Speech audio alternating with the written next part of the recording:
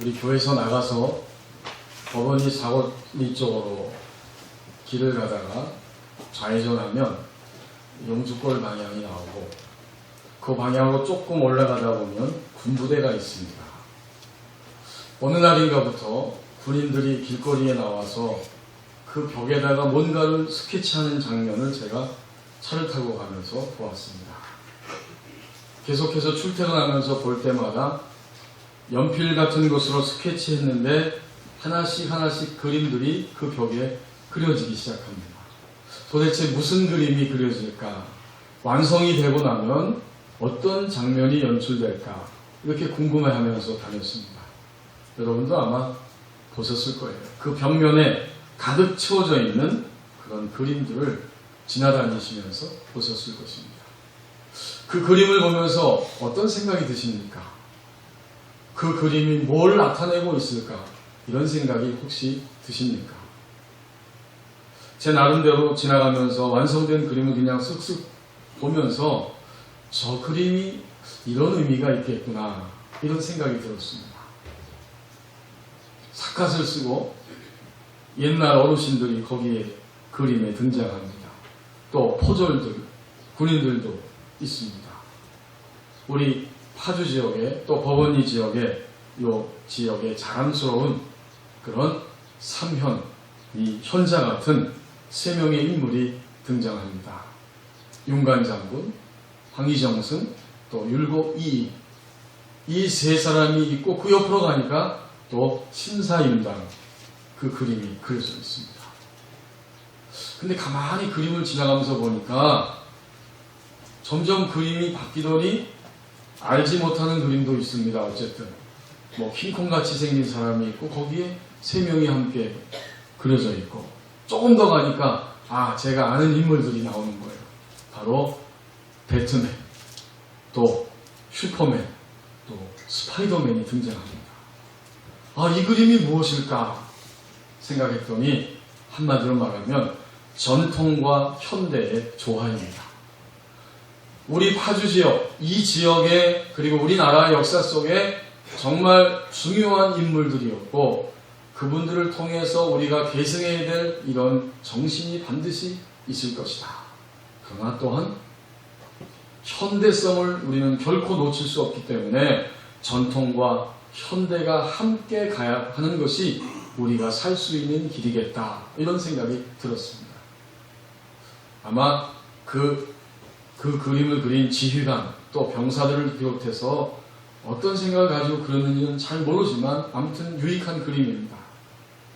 전통과 현대성이 함께 조화를 이루어야만 우리는 이 땅에서 살아갈 수 있습니다. 무시하면 안 되는 거죠. 어느 것도.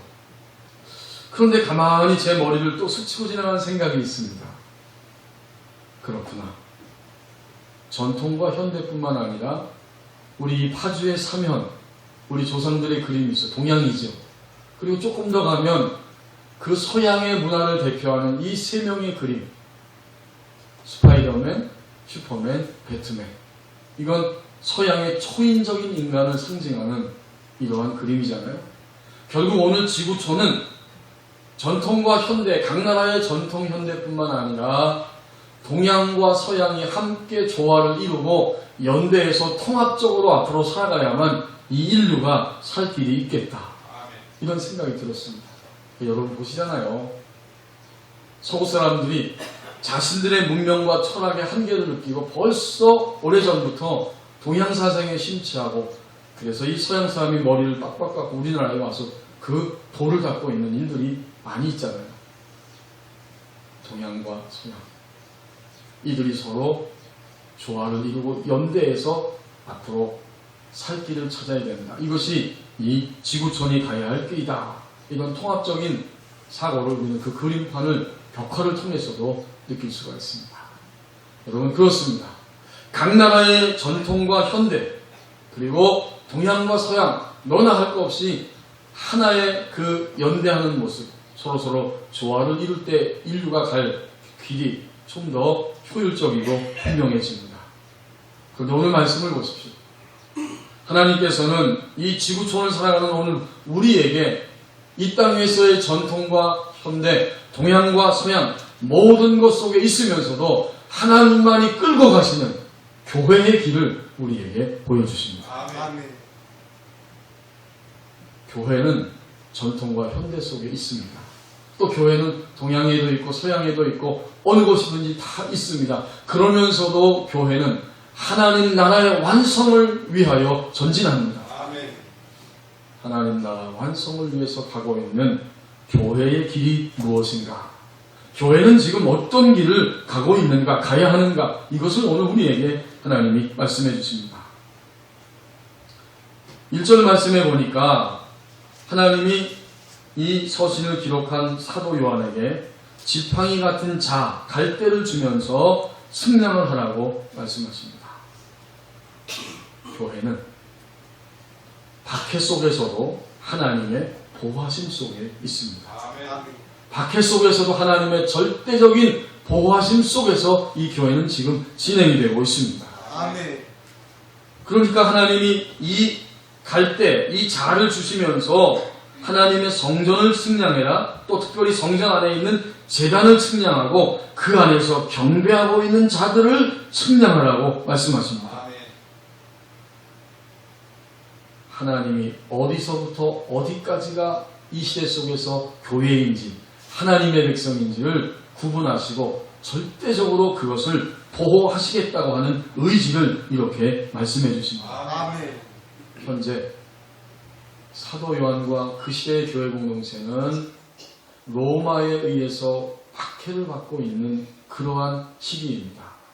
그런 박해 속에서 앞으로도 박해가 예상이 되고 심지어는 순교할 그러한 상황도 올 것을 주님이 말씀해 주시면서 그럼에도 불구하고 나의 영역, 내가 측량한 이 교회, 이것은 반드시 내가 보호할 것이다.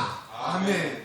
이거를 사도 요한에게 확인시켜 주시고 그 시대의 교회들에게 확인시켜 주기 위해서 하나님이 자를 가지고 측량을 하라고 이렇게 말씀해 주십니다. 아멘. 이것이 분명히 상징적으로 우리에게 보여지는 메시지입니다. 2절에 보니까 성전 바깥마당은 측량하지 말라. 그리고 그냥 주어라. 이건 이방인들에게 주었다. 그렇죠. 성전이 있고 그 바깥들은 이방인의 뜰입니다. 유대인 말고 이방인들은 그 바깥 뜰까지 들어올 수가 있습니다. 그러니까 이건 그냥 두라는 거예요. 이방인들이 그것을 짓밟도록 내가 그냥 내어주었다. 그 거룩한 성을 그들이 42달 동안 짓밟으리라. 교회는 박해 속에 있습니다. 그리고 그 박해가 심해지면 이제 순교의 상황이 다가올 수도 있습니다. 그래서 짓밟는다, 그들에게 내어주었다라고 하는 말씀을 하십니다. 언제까지? 42달 동안. 이것도 상징이죠. 그러니까 42달은 곧 그 3년 6개월을 의미합니다. 42달은. 요한계시록에 보면 이런 이야기를 자주 해줍니다. 11장 3절에 보면 1260일, 3년 6개월이죠. 그 다음에 3일 반, 11장 11절에 또 12장 14절에 보면 한때, 두때, 반때, 이렇게 3년 반, 3일 반, 이런 식으로 해서 그 숫자를 통해서 설명을 해줍니다. 이 기간 동안 교회가 박해를 받을 것이다. 이 기간은 곧 예수님이 이 땅에 오셔서 십자가를 지시고 부활 성천하신 이후에 다시 재림에 오는 기간을 상징합니다. 그러니까 교회는 예수님이 재림에 오시는 그날까지는 항상 박해 속에 있을 것이다. 어느 때는, 어느 시기에는 박해가 심하여서 예수님을 믿는 그 신앙 때문에 순교를 당하는 그런 날들도 있을 것이다. 그렇지만 주님이 재림에 오실 때까지 교회는 환난 속에 있을지라도, 박해 속에 있을지라도 하나님은 반드시 하나님의 영역을 측량하시고 교회를 보호해 주실 것이다. 아멘. 여러분, 순교를 당하면 어떻게 되죠? 우리 몸이 죽임을 당하는 거예요. 그러나 몸은 죽임을 당할지라도 하나님을 믿는 우리의 신앙은, 우리의 영혼은 반드시 이 지상교회 안에서 하나님 믿는 그 신앙은 하나님이 보호해 주십니다. 아멘. 우리는 종종 이런 질문합니다. 그리고 우리 나름대로 답을 가지고 있습니다. 예수님을 믿으면 만사 형통하는 거 아닙니까? 교회 나오고 예수님 믿고 하나님의 백성이 되면 우리는 만사 형통하는 거 아닙니까? 여러분 어떻게 생각하세요? 분명히 성경은 그리고 우리 그리스도인들은 주님을 믿고 살면 만사 형통한다고 대답합니다. 아멘. 여러분들 이미 다 그런 대답을 하셨어요. 여러 번 했어요. 어떻게 알아요? 우리가 부르는 찬송 중에 384장에 보면 나의 갈 길 다가도록 이런 찬송이 있죠? 여러분 이 찬송을 여러 번 불렀어요. 1절 가사가 이것입니다. 384장에 보면 나의 갈 길 다가도록 예수 인도하시니 내 주 안에 있는 국률 어찌 의심하리요. 아멘. 믿음으로 사는 자는 하늘 위로 받겠네. 아멘. 무슨 일을 만나든지 만사형통하리라. 아멘. 무슨 일을 만나든지 만사형통하리라. 아멘. 끝부분은 1, 2, 3절이 다 두 번씩 강조해주고 있어요. 정말 만사형통합니다. 주님을 믿고 나가는 길. 그런데 현실을 보십시오. 오늘 이 사도 요한이 처해 있는 이 박해의 현실, 그 교회의 현실, 그리고 우리의 현실, 이 땅의 현실, 우리는 만사형통한 것 같지가 않습니다. 도저히. 이게 왜 그럴까요? 주님을 믿으면 반드시 만사형통하는 것이 하나님의 말씀의 약속입니다. 아멘. 그렇다면 오늘 우리가 만사형통하지 못하는 것처럼 느끼고 실제로 그런 것은 왜 그럴까? 바로 나의 악 그리고 세상의 악 때문입니다. 아멘. 우리가 주님 만나고 금방 우리의 악이 다 처리 못 받잖아요. 여전히 그 악 때문에 우리는 힘들어합니다. 주님은 우리에게 완전한 복을 주시려고 늘 우리에게 다가오시지만 아직도 우리는 나의 악에 매여 있기 때문에 처리받아야 될 부분들이 있기 때문에 형통하지 못하는 이러한 안타까운 모습이 내 안에 있습니다. 아멘. 세상은 사탄은 악을 통해서 하나님의 교회와 교회 안에 있는 성도들을 끊임없이 공격하고 있습니다. 그래서 아직까지 이 지상교회가 이 땅의 현실이 반드시 만사형통해야 함에도 불구하고 하나님의 약속의 말씀이 있음에도 불구하고 여전히 만사형통하지 못하는 이런 모습들이 있습니다. 아멘. 이 아침에 예배하는 여러분, 우리가 정직하게 대답해 보십시오. 오늘 하나님의 말씀의 기준에 비춰볼 때, 하나님의 절대적인 말씀의 기준에 의해서 우리 자신을 볼 때 우리는 이미 몇 번이고 심판을 받고 죽었어야 마땅합니다. 하나님 말씀이 얼마나 엄미합니까? 그 기준을 그대로 하면 우리는 오늘 이 자리에 올 수가 없어요. 우리 악 때문에. 그럼에도 불구하고 예수 그리스도를 믿는 그 믿음 보시고 예수 그리스도의 보혈의 권세를 보시고 우리를 하나님의 긍휼하심으로 받아주셨습니다. 아멘. 그래서 오늘 우리가 여기에 있는 거예요. 나의 악이 있음에도 불구하고 또 세상의 많은 악들이 우리를 공격하고 여전히 활개를 치면서 다니고 있지만 하나님의 긍휼하심은 교회를 끝까지 보호해 주십니다. 아멘. 이게 바로 교회의 길이에요. 박해 속에 있지만 하나님의 보장, 하나님의 약속 안에서 보호를 받으며 이 지상교회는 영원히 이 지상에 있는 동안에 계속해서 전진하게 될 것입니다. 아멘. 그 안에, 그 교회 안에 바로 우리가 있는 거예요. 박해가 있지만 하나님의 보호하심 속에 지상교회는 여전히 생존하고 하나님 나라를 위하여 달려가고 있습니다. 아멘. 그렇다면 우리 교회가 이렇게 하나님의 절대 보호하심 속에 있는데 우리는 그냥 넉넉히 있으면 되는 것인가? 교회가 할 일이 무엇인가? 오늘 3절과 4절에서 교회가 할 일을 말씀해 주십니다. 절대적인 하나님의 보호하심 속에 있는 이 지상교회는 회개하면서 하나님의 나라를 증거해야 한다고 말씀하십니다. 이제 3절에 보니까 두 증인의 이야기가 나옵니다. 내가 나의 두 증인에게 권세를 주리니 그들이 굵은 베옷을 입고 1260일을 예언하리라. 여러분 이 두 증인은 4절에 보면 두 감람나무 두 촛대라고 또 설명합니다. 그들은 이 땅의 주 앞에 서 있는 두 감람나무와 두 촛대다. 두 증인, 두 감람나무, 두 촛대, 이게 다 교회를 상징하는 말씀들입니다.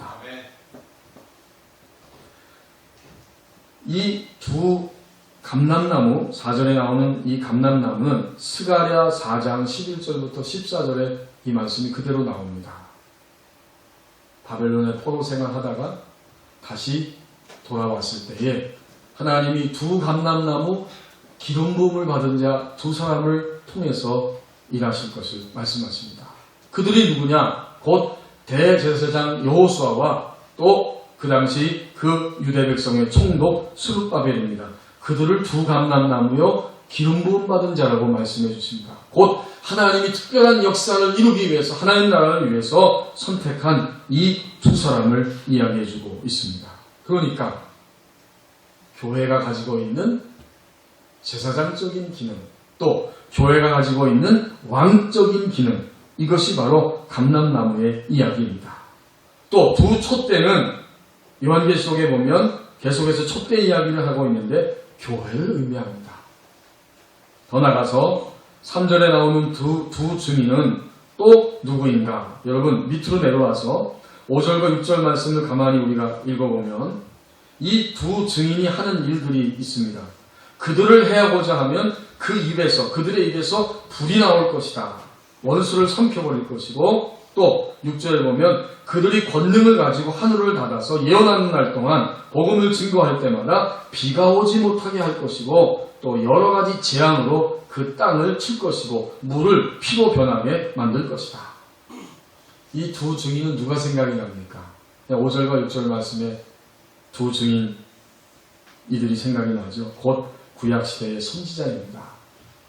모세와 엘리야입니다. 모세가 애굽에서 나오면서 그 10가지 재앙을 통해서 애굽을 심판하는 일에 모세가 사용됐죠. 모세도 선지자입니다. 그리고 불이 나와서 그들을 삼킨다. 이것은 누구 이야기일까요? 하늘에서 비가 오지 못하게 했다. 누구 이야기입니까? 엘리야의 이야기입니다.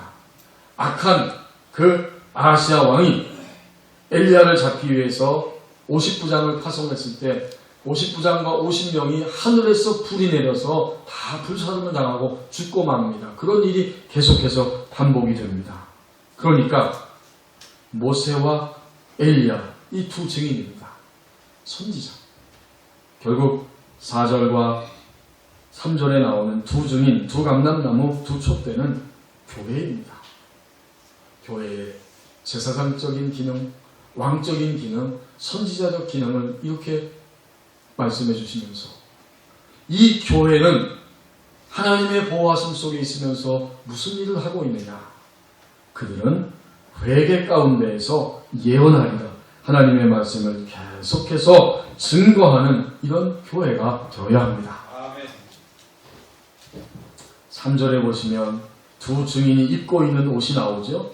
그들은 화려하고 아름답고 또 멋있는 옷이 아니라 어떤 옷을 입었어요? 배옷을 입었습니다. 오늘도 우리 교우님들이 교회 오시면서 다 나름대로 깨끗한 옷을 정성스럽게 하나님께 예배하면서 좋은 옷을 입고 오려고 애를 쓰시면서 아름답게 오셨습니다. 그런데 오늘 교회가 입고 있는 옷을 보니까 굵은 배옷을 입고 1260일을 예언하리라. 예수님이 다시 재림에 오시는 그 시간까지 교회는 끊임없이 굵은 배옷을 입고 예언합니다. 그들은 두 감람나무와 두 촛대와 같은 모습으로 예언자로서 선지자로서 제사장으로서 왕적인 모습으로 서서 이 땅 위에 하나님의 나라를 이루기 위하여 복음을 증거하고 있습니다. 배옷은 회개를 상징하죠.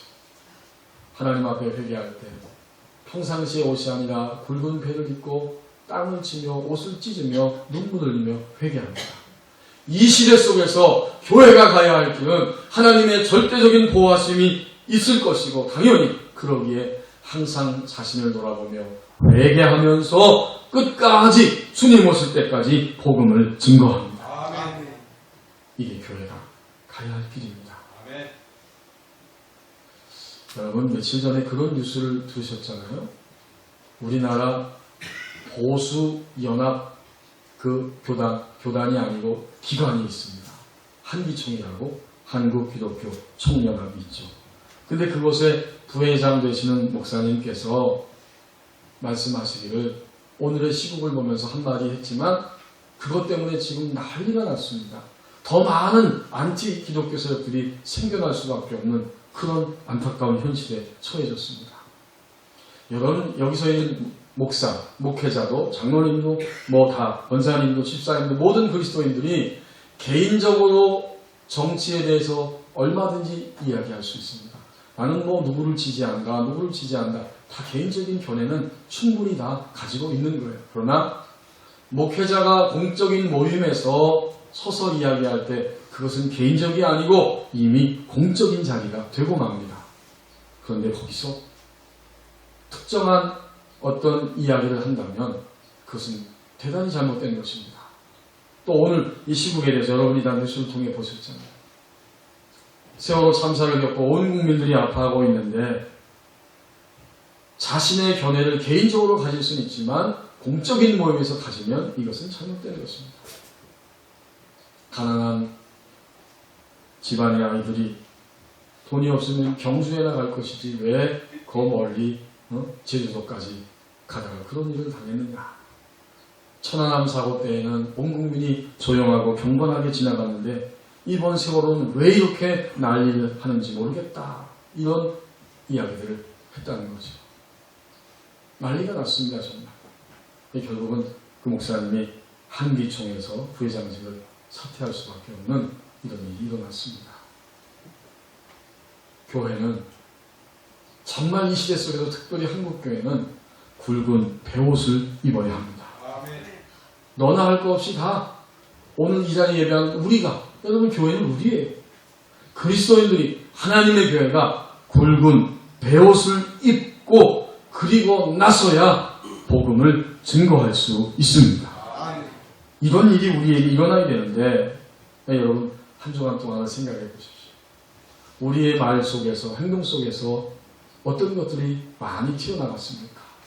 하나님의 사랑에 대한 이야기를 많이 하였습니까? 아니면 여전히 이 사람 저 사람을 비난하고 욕하고 판단하고 하는 이런 말들을 더 많이 하고 불평하면서 살아왔습니까? 나하고 가까이 있는 사람들에게 하나님의 사랑을 말로 삶으로 보여주는 것, 이것이야말로 주님 오실 때까지 그리스도인들이 교회가 끝까지 해야 할 일입니다. 근데 여러분, 복음을 증거하는 사람들의 특징이 있습니다. 그게 뭔지 아세요? 복음을 증거하는 사람들은 자기 자신이 먼저 굵은 베옷을 입습니다. 자기가 먼저 회개하고 자신의 죄악과 이 땅의 그리스도인들의 죄악, 이 민족의 죄악을 회개하는 가운데에 비로소 그들이 일어나서 복음을 증거할 수 있습니다. 오늘 본문이 그걸 분명히 우리에게 알려주고 있어요. 두 증인은, 두 감람나무는, 두 촛대는 굵은 베옷을 입고 예언하리라. 교회는 회개 가운데에서 주님 오실 때까지 회개하면서 복음을 증거하는 사람들이 되어야 합니다. 우리가 만약 베옷을 입고 복음을 증거한다면 5절 6절 말씀에 있는 것처럼 결코 교회는 약하지 않고 오히려 강하고 하나님의 능력이 나타나기 시작합니다. 5절에 보세요. 그들이 베옷을 입고 예언을 하는데 만일 누구든지 그들을 해하고자 하면 그들의 입에서 불이 나와서 그들의 원수를 삼켜버릴 것이다. 또 6절에도 그들이 권능을 가지고 하늘을 닫아 예언하는 날 동안 비가 오지 못하게 할 것이고 그 권능으로 물을 피로 변하게 만들 것이다. 아무 때든지 하나님의 뜻대로 원하는 대로 여러 가지 제한으로 땅을 치리로다. 이게 무엇입니까? 베옷을 입고 복음을 증거하고 예언하는 교회는 능력이 나타난다. 바로 그 이야기입니다. 여러분, 제가 만일 누군가를 미워하고 계속해서 미워하고 끝까지 미워하고 여기 서서 설교를 한다면 그건 능력이 없어요. 하나님이 그렇게 하시지도 않아요. 강단에 서서 설교할 때 진정으로 내 자신의 죄를 제 자신의 죄를 먼저 주님의 보혈로 씻고 덮고 회개하고 나서야 하나님의 말씀을 대언할 수 있습니다. 어디 목사만 그렇습니까? 장로님, 권사님, 집사님 모든 그리스도인들이 다 마찬가지입니다. 오늘 한국 땅의 교회는 모든 그리스도인들이 전체 교회가 배옷을 입고 나서야 비로소 능력 있게 복음을 증거할 수 있습니다. 이것이야말로 이 지상교회가 영원토록 지켜야 할 모습입니다. 교회는 바로 이 길을 걸어갑니다. 여러분, 벌써 이런 웃음 이야기가 있습니다. 옛날에는 적어도 우리 한국을 봐도 초기 교회가 이 민족을 걱정하고 민족을 끌고 갔는데 지금은 어때요? 지금은 교회가 아니라 사회가 교회를 걱정한다는 거예요. 여러분, 우스갯소리잖아요. 근데도 맞는 말이에요. 저 교회가 저렇게 타락하네. 오늘 한국의 그리스도인들이 저렇게 엉터리가 많네. 사회가 불신자들이 교회를 걱정한다는 거예요. 답답한 노릇이고 안타깝지만 맞는 이야기입니다. 한쪽으로. 그래서 교회는 어느 때에 능력이 나타나느냐. 교회는 베옷을 입을 때 자기의 죄를 먼저 철저하게 회개하고 고백하고 그러면서 복음을 증거할 때 그 교회는 능력이 나타납니다. 이제 7절부터 10절 말씀을 보십시오. 교회가 회개하면서 복음을 증거하는데 그런 교회를 향한 세상의 반응이 나타납니다. 그 반응은 항상 두 가지로 나타난다고 말씀합니다. 7절에 그들이 그 두 증인 감람나무 또 그 촛대 교회가 그 증언을 마칠 때에 무적행으로부터 올라오는 짐승이 그들과 더불어 전쟁을 일으켜 그들을 이기고 그들을 죽일 터인지. 그래요. 이 짐승이 무적행에서부터 올라와서 복음을 증언하기를 마치니까 전쟁을 하고 마침내 그 증인들을 죽인다. 이 순교지요. 곧 본문의 7절에 등장하는 이 짐승은 누구입니까? 바로 로마입니다. 로마의 황제입니다. 그리스도인들을 박해하고 잡아서 짐승의 밥이 되게 하고 죽이는 핍박하는 로마 정부 권세입니다. 그렇지만 또한 이것은 오고 오는 세대에 주님이 오실 때까지 이 지상교회를 향하여 박해하고 공격하고 그들을 순교의 자리까지 끌고 가는 이 땅에 있는 수많은 그런 구조적인 악이요 또 대적자들이요 사람이요 제도입니다. 여러분, 지금도 그런 일이 많잖아요. 회교권, 이슬람권에서 믿는다고 하는 것 때문에 많은 그리스도인들이 폭탄 테러를 당하고 죽임을 당합니다. 이런 일들이 계속해서 일어날 것입니다. 8절에 보면 그들이 얼마나 잔인한지 모릅니다. 시체가 길거리에 있습니다. 그런데 그 성은 소돔입니다. 영적으로 말하면 소돔이고 애굽입니다. 하나님의 심판을 받을 수밖에 없는 그 악한 세력들이요. 또 하나님의 백성을 430년 동안 핍박했던 애굽 땅입니다. 주님은 그 땅에서 십자가에 못 박혀 죽으셨습니다. 이제 9절에 보면 그들은 시체를 사흘 반 동안 무덤에 장사하지 못하도록 그렇게 합니다. 이건 그들의 잔인성을 보여주는 거예요. 교회가 복음을 회개 가운데에서 능력 있게 전해도 세상의 반응은 반드시 이렇게 대적하고 더 나아가서 그리스도인들을 죽이는 순교하는 이런 일이 역사 속에서는 계속해서 일어나게 될 것이다. 10절에 보니까 이 두 증인이 죽었습니다. 얼마나 기뻤든지 이 세상의 세력들은 서로 즐거워하면서 기뻐하면서 예물을 보내리라 하더라. 이것이 세상의 반응입니다. 그런데요, 오늘 10절에서 상반절에서 가르쳐주는 것처럼 세상에 또 하나의 반응이 있습니다. 이것이 그들에게 구원의 기회가 됩니다.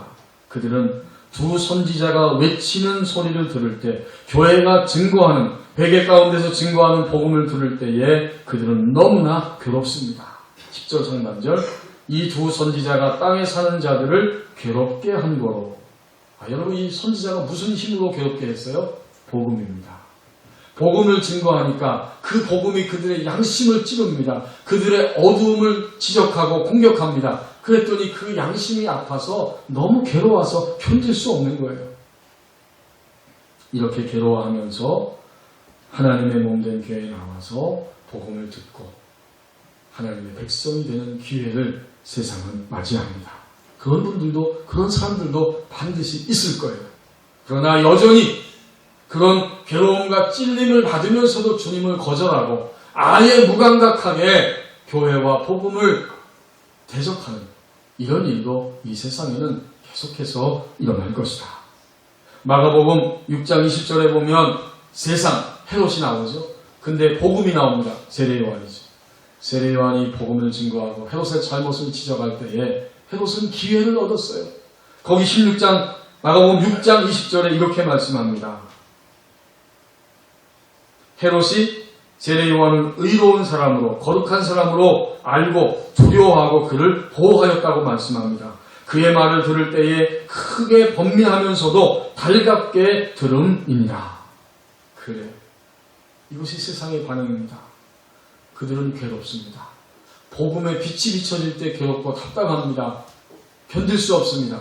그러면서 주님 앞에 나오는 자가 있고 반대로 끝까지 주님을 대적하고 아예 무감각해서 처음부터 주님을 대적하는 이것이 바로 세상의 반응입니다. 그렇다면 교회는 어떻게 해야만 하겠습니까?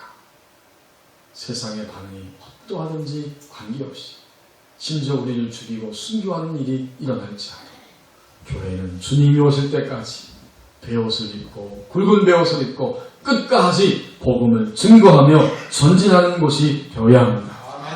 이것이 바로 교회의 길입니다. 이제 육사 지방선거가 다가오고 있습니다. 한국의 그리스도인들, 우리는 반드시 이번 선거에 참여해야 됩니다. 여러분이 아시는 것처럼 6월 4일 날 어려운 분들은 그 5월 30일, 31일 금요일, 토요일에 전국 어느 곳에서나 신분증만 있으면 자유롭게 아침 6시부터 저녁 6시까지 투표할 수 있습니다. 이 시대를 살리기 위해서, 우리가 발로 밟고 숨쉬는 이 땅의 이 역사를 살리기 위해서 그리스도인들은 반드시 하나님 앞에 기도하고 올바른 일꾼을 선택할 수 있도록 기도하면서 모두마다 투표에 참여할 수 있어야 됩니다. 여기 후보들이 다 이 사거리에 가면 이제 벽보 현수막이 다 있습니다. 그걸 보니까 하나같이 모든 후보들이 마침내 이렇게 이야기하는 것 같습니다. 저를 찍어주십시오. 저를 찍는 것이 우리가 살고 있는 이 읍, 이 마을, 이 도시, 이 땅이 사는 길입니다. 제가 바로 여러분을 사는 길로 이끌고 갈 사람입니다. 저를 찍어주시길 원합니다. 이렇게 모든 후보들이 그렇게 외치고 있다는 느낌이 듭니다. 여러분, 교회는 전통과 현대 속에 있고 동양과 서양 그런 통합적인 그런 삶 속에 앞으로 계속해서 이 교회는 존재할 것입니다. 그러나 하나님은 교회를 통해서 하나님의 나라를 이 지구촌에서 반드시 완성하십니다. 아멘. 교회는 어떤 것입니까? 박해 속에서도 복음을 증거하는 것이 바로 교회입니다. 아멘. 하나님의 절대적인 보호하심을 받고 있는 것이 교회입니다. 아멘. 그러므로 베옷을 입고 세상의 반응이 어떠하든지 간에 주님 오실 때까지 복음을 증거하는 교회, 이것이 그리스도인들 교회가 가야 할 길입니다. 아멘. 기도하겠습니다. 주님, 오늘도 전통과 현대 또 동양과 서양이 함께 조화를 이루며 통전적으로 연합해야만 인류의 생존이 가능한 시대를 우리가 살아가고 있습니다. 이 시대 속에서 하나님의 구원의 역사, 하나님 나라, 하나님이 왕으로 통치하는 나라는 마침내 완성될 것이요 교회들을 통해서 주님이 이 역사를 이루어 주십니다. 아멘. 이제 교회의 길을 바로 알고 진정으로 하나님의 절대적 보호하심이 있사오니 굵은 베옷을 입고 회개하면서 회개 속에서 끝까지 복음을 증거하는 이 땅의 교회들, 그리고 이 지구촌 전체의 하나님의 교회들이 되게 하여 주옵소서. 아멘. 세상은 찔리면서 기회를 얻고 찔리지만 여전히 대적하고 있고 또 처음부터 완전히 하나님의 나라를 대적하는 가운데 있습니다. 그러할지라도 우리는 주님이 오시는 그날까지 끝까지 42달 동안 1260일 동안 끝까지 굵은 베옷을 입고 두 증인, 두 감람나무, 두 촛대로 예언하며 복음을 증거하며 이 교회의 길을 걸어가게 하여 주옵소서. 아멘. 이 모든 말씀을 예수님의 이름으로 기도하옵나이다.